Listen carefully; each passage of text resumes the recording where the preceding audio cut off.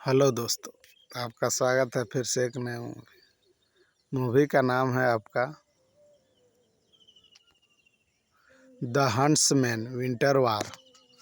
इस मूवी में action, adventure और थ्रिलर देखने को मिलेगा दोस्तों। इसका IMDb रेटिंग 10 में से 6.1 है, जो कि बहुत ही अच्छा खासा रेटिंग है। और इसमें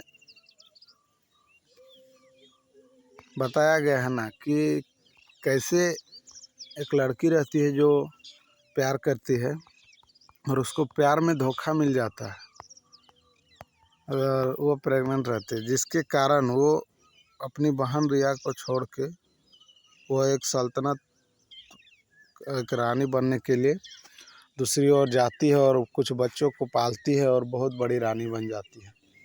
और उसको बर्फ़ का शक्ति था और उसी में एक प्लेट टाइप का थाली जैसा था, उसको खोजने के लिए, क्योंकि उसी में उस लोग का मौत था, जो काले जादू था उन लोग, और उसको उन लोग खोजता है। और कैसे दो लोग, सारा और एक रहता है शिकारी करके, उन लोग दोनों प्यार करते हैं, उन लोग को अलग करके उन लोग फिर मिल पाता है कि नहीं, और उस थाली से उन लोग उस राक्षसी को मार पाते हैं कि नहीं, वो देखते हैं।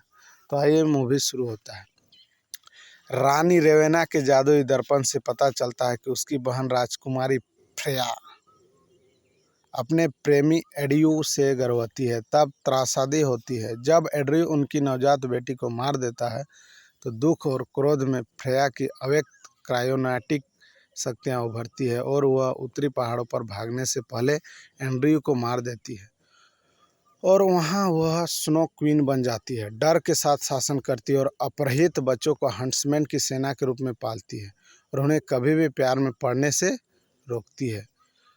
उनमें से एक एरिक और सारा था। यही जो शिकारी थे, जो एरिक और सारा, उसके नियमों की अवहेलना करते और प्यार में पड़ जाते हैं और साथ भागने की योजना बनाते हैं। हालांकि फ्रेया उन्हें खोज लेती है और उन्हें भ्रम में डाल देती है, जिससे सारा को लगता है कि एरिक ने उसे छोड़ दिया है और एरिक को लगता है कि सारा को मार दिया गया है।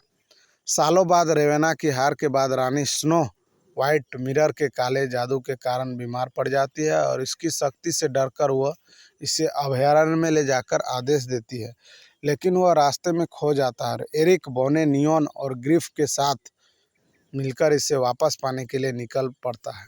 रास्ते में वह सारा से फिर से मिल जाता है, जो बच गई थी लेकिन उसे छोड़ने के लिए उससे नाराज़ थी। वे अंततः फ्रेया के धोखे को उजागर करते हैं और अपने रिश्तों को फिर से मजबूत करते हैं।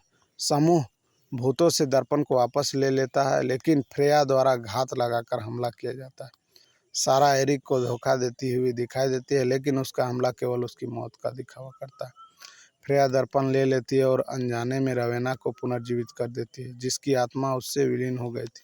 दोनों बहनें एक साथ शासन करने की योजना बनाती है, लेकिन फ्रेया को जल्दी पता चलता है कि रवेना ने अपनी बेटी की मौत की साजिश रची थी।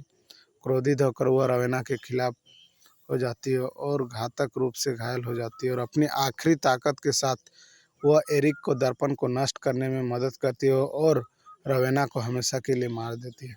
फ्रेया के मृत्यु के बाद उसे अपनी बेटी का एक दृश्य दिखाई देता है और उसे शांति मिलती है।